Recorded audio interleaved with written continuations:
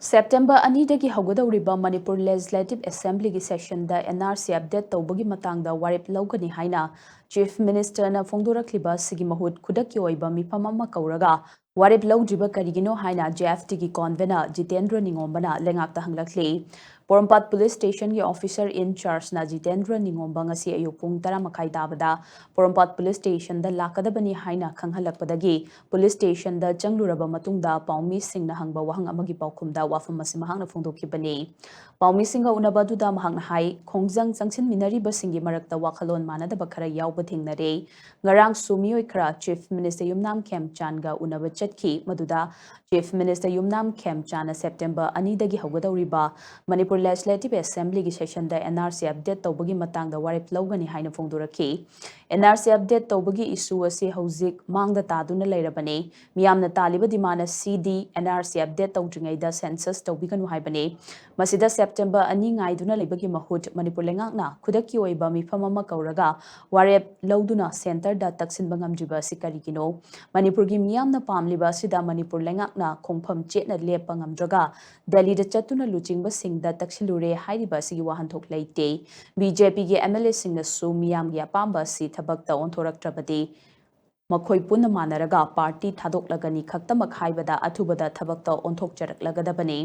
aduba luchingba sing asina miyamgidamak warip adu fawba lawba ngamdana leiba silaibak thibani nauna mikhal thengnanaba thorakliba singna su BJP amasung Congress party hunduna leibagi mahuta NRC update tawbagi matangda wafam kharadang oirabasu phongdokpiu mikhal mai paklaga pham pairaba matungda thabak tawgani haibagi thajaba piba adu ngasidi miyamna pamnadre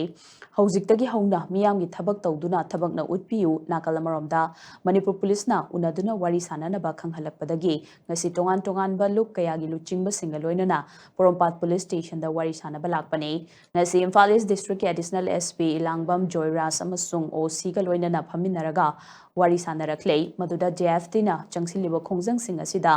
pamdaba thodok sing yariba makhai yahondanaba khanghalakhi JFT ki maikei dagi su pamdaba thodok sing yahondanaba angamba pambai sizinaduna hotnagani haibagi thajaba piramki ngasi fawbada changchilakliba khongjang sing asida pamdaba thodok sing yawdanaba JFT na su angamba thakta hotnaduna lakli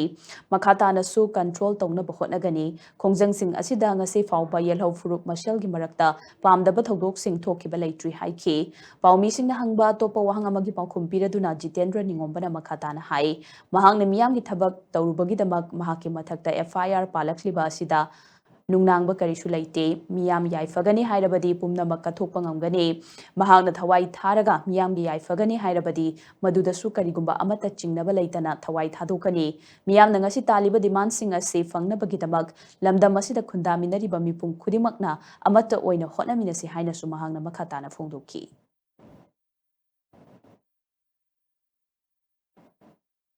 When was it Chancellor Kongang Sida, Makogi, Poliski, Makadi, law and order, Kanoma Labanina, Yaragadi, Ekodi Yam Hena, Kanban, and violence of photo, to be the Nambagi. Hainabani, a queen of Sipo with a when I put a queen of Sipo with a non balloons kitab with dog drink. A quay Han among the Tokiba Kantaka, it's so different. They believe Lamaki Makagi losing the singing on the person control to the Kanda, how Sipo on the convent and balloons, my whole Berlin or Poti, Tawdri, and Kanji Adubo, Kanago Makarana, Song Badigi, Pen the Badigi hen, Toba Hybidi, Adumati, Kangre, Adu, Yaring Adumatamla, a coach to control to Nova, Honazage. Hide na haibira me aduga khuni am haijir ngasi phawda aikoi dominariba protester mayam singsi aikoi tawribisi leibak kini aikoi khunai gini aikoi manipur gini aikoi yelong gini duna si dongno khona bonda yelong mi gi ai phana no khona bo tamda yelong mi sing aikoi gi marta khana chaina badi thokti haina khali adu thokta nom chu khona jage haidana adu yargadi aikoi ni tujobo matumda aikoi gi su tobo yawa karai no tobo ya dum karai yenga tawbidina ba aikoi sham khana pressure pichara me haida